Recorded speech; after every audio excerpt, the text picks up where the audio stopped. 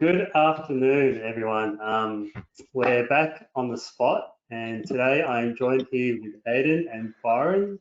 Hey guys, how you going? Nathaniel. G'day, Nathaniel. Yeah, thanks for having me. Good to go into Right. state this week, bringing our Sydney colleague. How's things up there, Byron? How's lockdown been? Look, we really can't complain here in Sydney, I think, too much. We've got some nice weather at least to ride it out while we've been at home. Although today's not quite that way, but we have been lucky. Certainly no complaints here from the team in Sydney. Feels like winter's setting in a little bit here. Certainly a bit wet and bleak in Melbourne. I don't know how you're finding it, Nathaniel, but I suppose it makes it a little bit easier to stay indoors. Yeah, I'm kind of adjusting now, so I'm kind of a bit more open to playing some of the more kiddie games with my 7 and 9-year-old, and cooking some cookies and doing some weird stuff that I didn't think that I'd be doing at this time of year. So yeah, interesting times. But yeah, we've got a really exciting session today. Something that's quite close to Flow Power's heart, and we'll get stuck into the renewable space and what's been happening across solar developments and so forth. But yeah, just a quick introduction. So Byron Sarjeetson, he heads up our Sydney office, which also oversees the development team there, overlooking a lot of the asset developments that are currently underway within Flow Power. We're excited to have him on board because we're going to be talking today about how COVID has impacted on the solar development industry and what that might mean in terms of the various projects that's currently out there, as well as what that might mean for customers who are looking to secure an offtake or be connected to these projects at all. So if you're looking at the screen now, just to give you an idea of where this discussion sits in terms of our quadrants, we're sitting in that lower left-hand corner today, where we're talking about physical projects currently taking place and typically front of meter, being more larger utility scale style projects that the customers in the market would ultimately secure offtakes for. So before we kick it off, just like last week, we're really pleased with everyone's activities and input in the polls. So I'll hand it over to Aidan to kick off one for today. Yeah, thanks, Nathaniel. So sort of along those lines, as we're looking at PPAs and renewable projects, the question this week is around do you think, or whether you think now is a good time to invest in a renewable project or a PPA. Obviously come at it from your lens, if you're a developer versus a consumer, whichever side you sit on it. Really looking at timeframes, yes, sort of full steam ahead in the next 3 to 6 months, yes, but probably a little bit more caution there and sort of looking 12 to 18 months. Nothing for the next 24 months time, or at least until 24 months time, and then the last couple are around no too great uncertainty, given what's either happening in the market or your business. Could obviously be for a couple of reasons that uncertainty might be hampering your ability or your willingness to invest in renewables. And the last one there, don't know right now. So seeing a few responses come in, so give everyone a few more seconds. But yeah, certainly this will be fascinating to see because we've seen some of the COVID impacts and some of the broader market fundamentals influencing forward prices and spot markets. Yeah, really fascinating to see people's perception of what this means for renewable energy investments. Yeah, absolutely.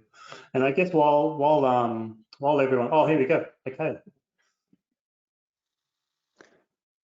Wow. So it's this looks to be a very relevant topic for today then, in terms of those numbers. Yeah, and I think certainly there's rationale why the next near term is still very relevant, and I think Byron will unpack some of that. Yeah, we'll certainly hit on these points through the discussion. Great. So guys, before we get stuck into it, and I made the mistake in the first week where a lot of questions came through around who is Flow Power and what we do. And I guess before we get into the content, just a reminder, Flow Power is an energy management company that seems to just have a retail license. And at the end of the day, how we see ourselves within this whole energy segment is we see that the market is changing, and there's a whole suite of new tools, new strategies, new solutions that is available to the end user in how they purchase and manage their energy.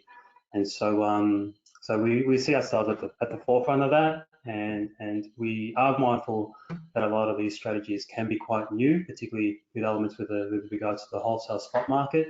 But we're keen to communicate these things out there, and we're keen to share our knowledge. And today, that'll be a real good example for today as we bring on Byron to talk about solar and renewables, which is very, very close to Flow Power's heart and what we do here.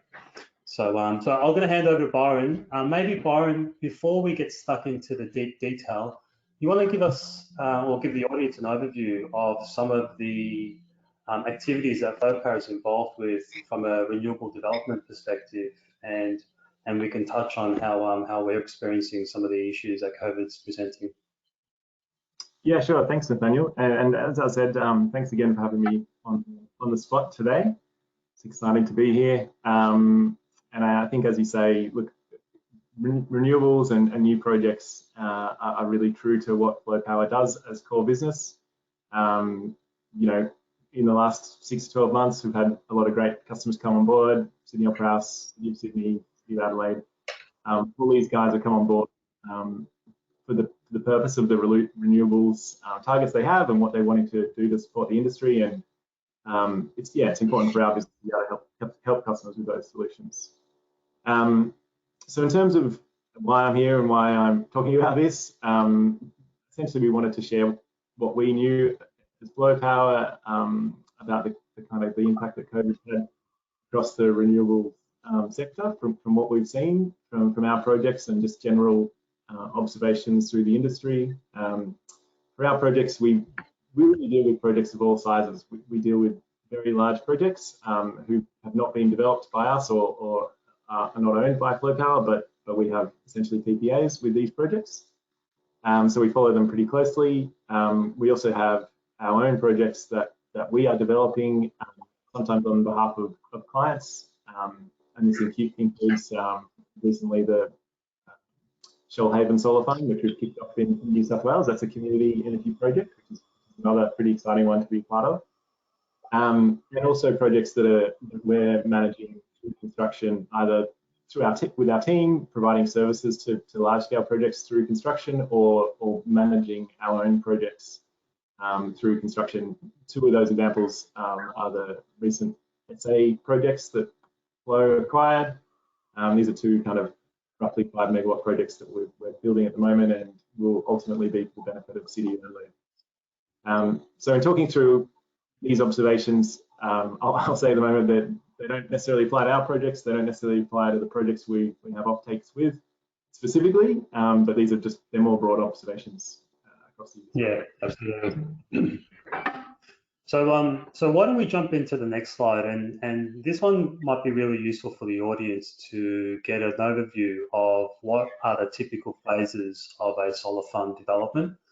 Byron, can you just maybe provide just a high-level introduction on solar farm development stages to those that may not necessarily have experienced the full project lifecycle? Yeah, sure. Well, look, this diagram is super high level, but it's useful. It'll be useful for the people who are listening in that aren't 100% aware of how these kind of projects come together.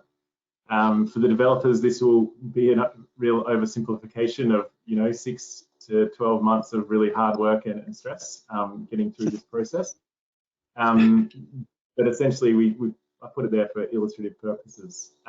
So step one with any project is really around finding that right location and securing the land.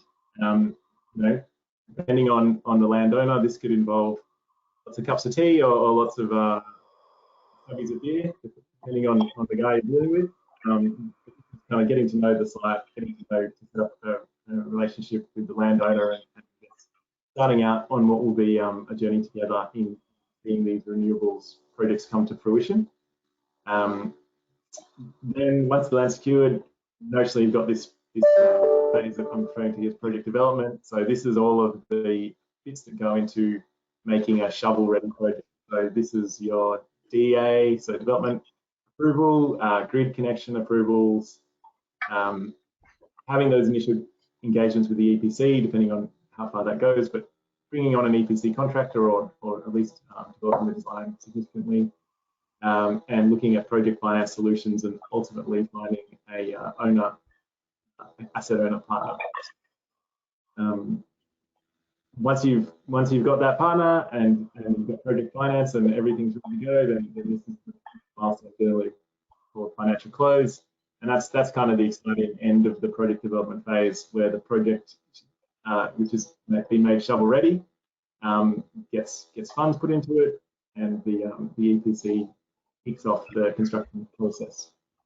Construction process, depending on the size of the project, 12 to 24 months, hopefully. Sometimes longer. If, we've all seen, I guess, projects fall out. But that'll end finalised with commissioning of the plant, which is getting smoother and smoother from projects, and then into commercial operations. So that then is kind of the project's finished, it's been built, it's been commissioned, it's generating, then it's just hands over to operations. So all the hard work's done by that stage. Typically, Byron, what sort of time frame do we span across the spectrum there, kind of in terms of best practice and sort of smooth sailing versus headwinds and challenging conditions? Yeah, it's a good question. I think challenges and headwinds are probably more the norm for developers than smooth sailing nowadays. But the project development phase can take anywhere between 12 months would be fantastic. It could be 18 months. There's plenty of projects that have been around, 3, 4, 5 years. Wind projects generally take solar, but yeah, we're talking years of kind of hard work and plenty of challenges to overcome in that time. Yeah, and I guess the reason why we're presenting the context, even if it's in its very high level form, it'll be good to discuss maybe how a project in each of these phases may be impacted by COVID, and how some of the how some of the different stages, well, exactly that, how different stages may be impacted by COVID. So Byron, for those projects that may not have reached financial close yet, can you give us a bit of an overview as to what they may be experiencing now that we're deep into the COVID? Yeah, sure. I mean, in terms of impact for projects, you can almost imagine, just looking at this diagram, the further to the left or down the early stage of the project development, the more disruption there's been, particularly for those projects just heading into financial close. Projects that are operational, far less impact than we would see. For projects that are kind of heading in towards financial close, it's certainly been a challenging time. The industry has just got through a whole raft of challenges on the grid front, and then now, as a result of COVID, we've really seen debt markets tightening up. So lenders, increasing the cost of debt by 50 to 100 basis points. Seeing investor sentiment, so those who would be ordinarily looking to acquire these assets, naturally people have become a bit more cautious, I guess, given the environment. And FX has been another one, which has created challenges for project economics in terms of being able to, make everything work at financial close. So those three acting together have really made financial close particularly challenging at this time, and I guess it's something that's going to have to be worked through for projects over the next 6 to 12 months. It is some projects are better positioned to fare better than others, depending on how their construction finance comes together or how big the company is that's essentially taking the project. But in general, that's what that is. Do you expect, Byron, that projects? Do you expect projects can actually reach financial close in the next 3 to 6 months, given the broad uncertainty? Are some projects close enough that it won't derail them too much, or broad uncertainty means everything kind of halts in its tracks? Oh, look, I'm still optimistic. I think that there's still going to be deals that get done. There's still going to be projects going into through financial close. It just means that yeah, they're just up against it. It's probably a trickier route than they would have been, particularly those who might have been looking at finance with Australian lenders. Yeah, it just might mean the pathway is different, but I am hopeful and very positive that we're going to see projects still getting through, still beating the odds. I guess that's what renewables is about as an industry. So. Great. And so Byron, in terms of projects beyond that's been able to reach financial close and are either deep into construction or about to commence construction, what might they be experiencing at the moment? Yeah, so we've had some really positive stories about construction contractors adapting to the COVID situation really readily. Putting in place safe work practices and putting in place, social distancing measures on construction sites to work around what is the kind of challenging environment there. And I guess of all workplaces, a solar farm or something that spans several hundred hectares is probably a good place to be at a distance. So for the contractors, we've heard good news about them adapting to the situation. Obviously, there's still impacts, particularly around travel. So commissioning is one of those kind of phases in a project where there is travel from specialists who might be coming into state or even overseas. And obviously, that's very different nowadays to what it was a few months ago. From a kind of supply chain perspective, that was something that was causing a lot of worries for the industry early in the crisis when things started to in China, and obviously there was a lot of widespread shutdowns for factories.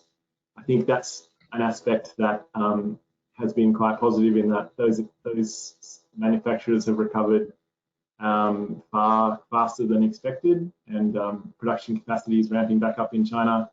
Because of demand side reduction, manufacturers are kind of working through backlog and things like that faster than they would be otherwise. So, the impacts there are probably in the weeks, measured in weeks, not months, and certainly kind of turned out better than people had hoped or people had feared. Sorry. Yeah. Okay. Yeah. So that might suggest that the manufacturing of those equipment and materials have the ability to now catch up. Yeah, that's right. It was something that was causing a lot of concern, in early March, probably 2 months ago now, but right now we're just hearing positive news. Great. That experience, Byron, is sort of mirrored in the small scale market as well. Obviously, we're sort of typically talking about utility scale projects, maybe on a range of sizes. But we spoke about on the first week of on the spot uncertainty for LGC and STC market, and STCs, I suppose, are a little bit more tangible in terms of being hit from a few areas from COVID, the same issues that you spoke about there in terms of the weaker Aussie dollar, likely lifting system costs, challenges getting kit out of China or elsewhere and getting it into Australia for installation. And then on the consumer side, obviously that concern around discretionary spending, and people prepared to dig into their pockets and put solar on their roof at the moment, and or can they get people on site to do it into their house, etc., as a result of those restrictions. So there's quite a short-term rally in the STC market, sort of on the back of the restrictions in sort of middle of March and late March, which ultimately proved to be somewhat short-lived because STC creation has still been really robust and really healthy, suggesting that the underlying market hasn't sort of fallen off a cliff edge yet. Now, STC creation is probably a lagging rather than a leading indicator, but I wonder, certainly STC prices have not hit the clearinghouse price. You haven't sort of hit 40 exactly. And so the sort of requirement to dip into the clearinghouse because of a shortfall of solar installations into Q2 remains a little bit up in the air at the moment. So it'll be really fascinating to see. But in the short term, at least, everything that you're saying from a utility scale perspective is sort of translating through to the small scale market, despite concerns that, you know, we will at some stage see a slowdown with the STC creation on the back of those installations. Yeah, it's a really good point, Aidan. I know hopefully what will help the that STC market as well in the short term is that some of those kind of stimulus measures that the government have announced in terms of upping the instant asset write-off up to 150,000. And also I know New South Wales government has been pushing hard its kind of home solar loans scheme to encourage, you know, households to get rooftop solar done at this time, where they can essentially help to reduce energy bills, particularly when they're at home a lot. And also that stimulates, you know, work for these kind of installers. So hopefully we see those measures, you know, kick in and help a little bit over the next few months. Yeah, absolutely. That's great. And so Byron, for those projects that that may be in construction, and before we get into the macro perspective, I guess this will lead into that. Those projects that are in construction and are looking to reach COD, do you suspect that the financial model that they were banked on at the start of the project would now be entering into a different financial environment? And how would the developers or the end owners of those assets now be treating some of those assets, do you think? Yeah, it's a good question, and it will really depend between projects in this instance.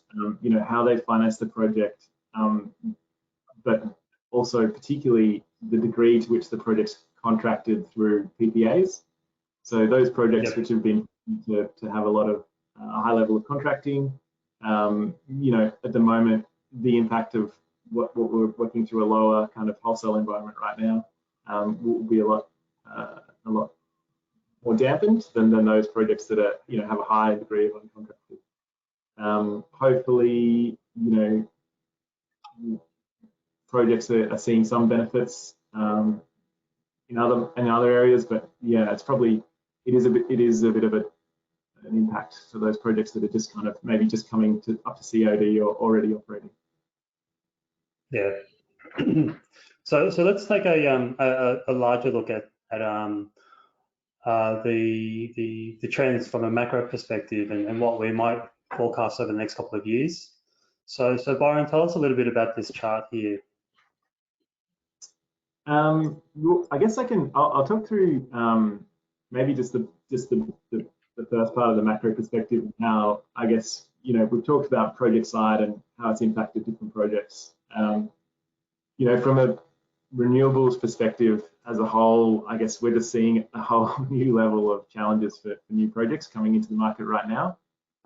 You know, for everyone in the industry and those people who are involved will know about the last, you know, 12 to 18 months has really been a period of difficulty on the grid side, grid capacity issues, system strength issues, and, you know, AEMO and the networks working through that, and kind of some significant MLF adjustments, which, you know, I guess it have impacted the early solar investors in the Australian market. And then just as we're kind of working through that, you know, even late last week, early this week, AEMO has announced that the West Murray region projects will be generating, you know, once more, which is really exciting. And I guess, you know, hats off to the guys at AEMO who worked so hard to make that happen over what seems like a very long period. You know, just when the industry is kind of working through those issues, you know, now we're seeing a new kind of set of things hit, which is really that, you know, tapering demand and futures prices, you know, lower gas prices, all these things mixing to kind of reduce the revenue side for project model, combined with tightening debt and lower FX, which kind of impacts the financials and the cost side. So yeah, I guess that just kind of helps to paint a picture of the current environment from that macro perspective that we're in now. And you know, how long that lasts for is anyone's guess, I guess. And people talk about the V or U-shaped recovery, but it's certainly an issue right now. Yeah. Sorry, Aidan, did you have something there? Yeah, and I think, yeah, just I suppose the other driver there, you kind of hit on a couple, Byron, but don't forget the sort of self-fulfilling prophecy that, you know, the record levels of renewables have contributed, certainly spot prices, and when you're seeing the wholesale or the forward market being dragged down, as you can see in this chart, a large part of that's due to the renewable, you know, the renewables that have been built and are dispatched, and you know, things like you know, those projects in northwest Victoria now moving towards being unconstrained and sort of, you know, more generation getting into the system. So certainly that helped over summer, and you'd expect at the moment, given the depressed demand environment, that contribution from the low-cost renewables is certainly helping depress that market. So don't forget their own contribution to this, you know, this push lower. Yeah, look, that's absolutely right. And I guess in terms of what kind of commentators are, you know, there's always people who have a voice in the industry who are kind of talking about what this means, you know, in terms of new projects and in terms of that pipeline. You know, I think everyone's agreed right now for new projects looking to enter into financial close, you know, it's become more challenging. As I said, there will be those projects that make it through regardless, I'm confident of. But, you know, in terms of trends, you know, people are, I guess, pointing towards the playing field trending towards very large scale projects. So you know, lowest cost of generation, large scale projects where you're essentially seeing the LCOE, levelized cost of energy, as low as possible. Those projects, you know, will still be able to outpace, I guess, the drops we're seeing in wholesale market futures declining, is the hope. And also, I guess, what people are aware of is just the impact of the pipeline. So typically, you know, it was expected that we'd be seeing, you know, anywhere between 2 and 3 gigs of new projects, renewables projects coming into Australia or into the NEM this calendar year. We've probably got to close to 1, I think, I guess. But, you know, what we're seeing is that that's going to be pushed back probably, you know, 6 to 12 months, depending on the shape of the recovery. Yeah. So it's really interesting then with the sort of mix of response from customers then, so or sort of participants at the start of the presentation in the poll talking about the willingness to invest in the next 6 to you know, 3 to 6 and then the 6 to 12 month window. That was kind of 70 or 80% of the respondents that thought that now was a good time to invest. But you know, how does that gel with the pipeline will be really interesting to see, potentially with those risks that you've just highlighted. Yeah, absolutely. And look, one thing that I think everyone who's involved with renewables can be proud of, particularly those on the consumption side, is that whenever there are challenges in the industry for renewables, you have it's the consumers, I guess, and their wallets or their decisions to enter into these PPAs, which helps projects get up. You know, through all the uncertainty, political uncertainty, I guess, that we saw a few years ago, then moving on to kind of the gold rush times and being able to get all those projects into the market. It's always the consumer that are signing PPAs, you know, either because they might have renewable energy targets or emissions targets of their own internally, but it's that move towards, you know, recognizing that as organizations and customers, people want to do something about climate change, people want to support these projects.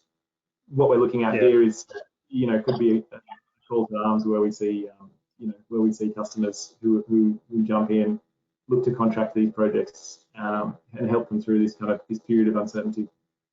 Yeah. Well, I guess that's a good point, because what does that mean for the customer?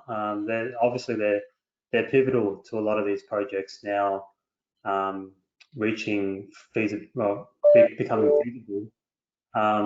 Is there a positive sign for the customer, and in terms of if there's 80% out there that are either looking to develop themselves or securing an offtake against these renewable projects, what would the landscape for them look like over the next coming months?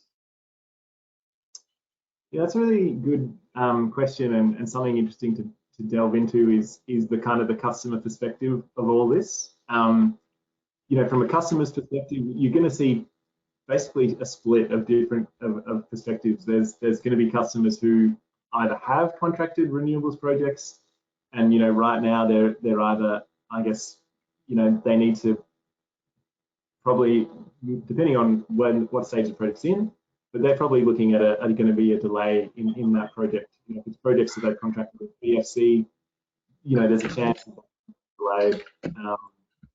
And if the project's in construction, once again, there are chances that could be delayed also. And for those customers, I guess it's going to be about acknowledging the impact that this has had on that market, and that there will be delays. For customers who are yet to contract a project, I guess, you know, this is a period of a time in which they need to decide, which they need to decide what to do. So just Byron, before we get started,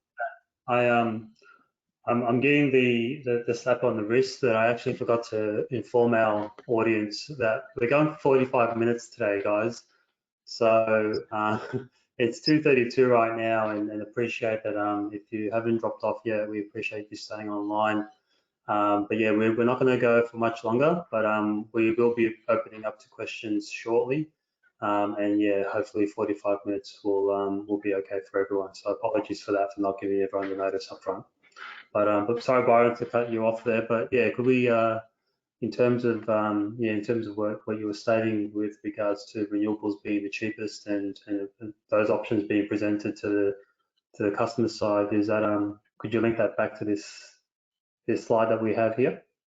Yeah, sure. I guess look, I wanted to end this on a positive note. Obviously, we are seeing, you know, impacts of COVID across the industry, but I did want to point out some kind of positive things. So you know, Bloomberg New Energy Finance has just released their kind of latest update this week on prices and LCOEs for renewables generation batteries, and it's showing that large-scale solar and wind remain the cheapest form of energy generation you can get. So while we're seeing impacts, renewables are still the cheapest form of energy generation, particularly here in Australia. It does differ, you know, this applies to something like 85% of the world. In some certain countries, you know, there'll be specific, you know, geothermal resources that are cheapest, but by and large, this is the cheapest.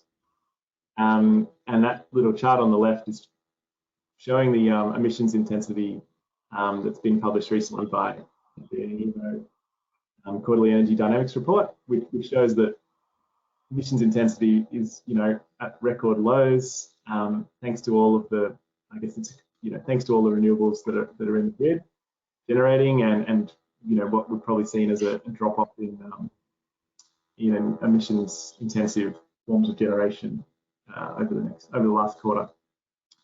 Yeah, absolutely. Yeah, and thanks for pointing that out, because it is, while the industry is still adjusting, it is a positive. There are still a lot of positive opportunities out there, not only for developers but also the end customers. And while it's easy to get caught up in the hype that some of these projects are being significantly impacted, the industry is rallying behind delivering a lot of these projects still, and so there is a serious pipeline of work still taking place. And so please don't shy away if you are looking at you know, securing an offtake for renewables. Don't shy away from the current environment. Take the time to assess your options and see how this still fits into your strategy, because we're seeing this as a blimp, a temporary blimp in the scheme of things. But yeah, over time things will gradually start to reach normal conditions, I suppose. Okay, so guys, we might just jump into a few of these questions now. So we might start with one from Tom. So thanks for putting this on. In addition to COVID, what are the key impacts of AEMO's RIS released this morning on future renewable energy projects? Now, has anyone gotten up to speed with that latest release, or has Tom put us on the spot? Yeah, look, On the spot. I haven't. Admit I have not. I've not looked. Tom, we are responding to just for everyone's information, we are responding to these questions that we don't get around to today in written form as a blog. So we are planning on addressing each of these items if we can't get around to them. But in terms of the next question from Greg, how can you find any renewable project given constantly shifting MLFs and ongoing uncertainty around the methodologies around calculating MLFs?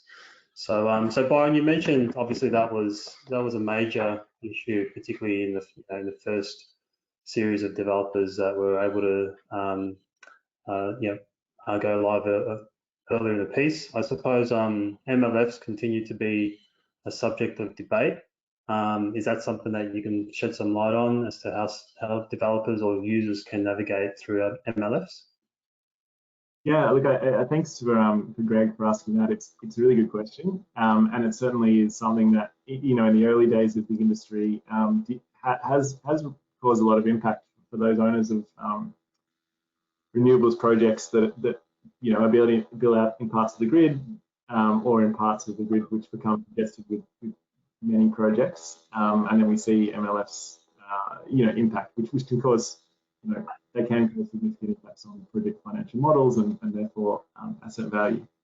I think that in terms of the lessons that have been learnt from that process, they were significant.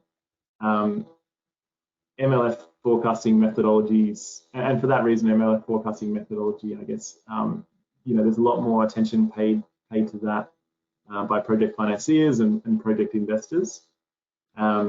And also, I think there is a lot more, I guess, work that goes into locating projects in parts of the grid which are going to be, far more robust in terms of MLF performance over time. So it's a good question. It will still be around in the industry, and I think there's a number of kind of regulatory pieces that are looking at ways to make MLFs are calculated. Each way, has its own issues, in my opinion. But yeah, I think it's something that the days where that's been bad, I think people have learned a lot from that. Yeah. And so, so just a comment that you made earlier, Byron, just around very large projects, how would you define what that threshold would be in terms of what would make a very large project? And so that was asked by Paul. Yeah, sure. Look, very large projects, to me, anything over 100 megs is a large project. It's hard to imagine that you're going to see big step changes in economics beyond anything in any project scale that's beyond 200. I think once you're at that level, the economics of the improvement in increasing scale is pretty minor from there. Yeah. And I think the scale of the project is one factor. There's so many things that go into these projects and into the models, which ultimately goes into the cost of generation that comes out the other side. The wind resource, the solar resource, land acquisition or lease costs, connection costs, what part you're giving away due to congestion or other things, they all have an impact on what that LCOE is at the end of the day. Yeah. And lastly, and I think you may have covered this earlier, but Damien's asked, how is the dollar depreciation impacting on projects in terms of profitability and progress, given import of equipment will now have a higher cost? Yeah, that's a good question. Thanks, Damien. I guess where we saw there was a big fall in the FX, at the start of March or mid-March, projects were probably looking uneconomical to even get through financial close during that time. The drop was significant, I think 15% or so. Given that for solar farms, you're probably talking 60% of the equipment is being imported from overseas, and for wind farms, it's probably much higher, 70 or 80%. So they were a real impact. fortunately, the AUD has been something that's recovered quite quickly as well. I think pre-crisis, you know, we were sitting somewhere just under 70 cents, so 69, 68 cents. I think now we're back up at 65, something like that. So that's kind of bounced quickly over the last few weeks, and hopefully it's got a little bit further to go. I think that the small impact that still remains with FX, you know, we've seen module suppliers reducing their costs, maybe as part of their kind of kick in to manufacturing again and get more projects or more output out of the factories. We've seen their costs reduce a little bit, so one's probably offsetting the other to some degree. Yeah. So I hope that kind of provides some clarity against those questions. We are going to make a close now, but I guess one of the things that we are thinking about launching over the next maybe 2 weeks is a webinar on these types of on the stages of solar farm developments. And so we're mindful that the audience out here is quite attuned to solar farms, and so we're thinking, guys, to hold a webinar which goes into the detail of what does the process look like to developing solar farms and some of the challenges and how we can explore looking at ways on streamlining some of those activities. But I guess that we haven't fully documented that up yet, but we'll send that out to all of those who register over the webinars, and so look out for that in your emails over the coming days.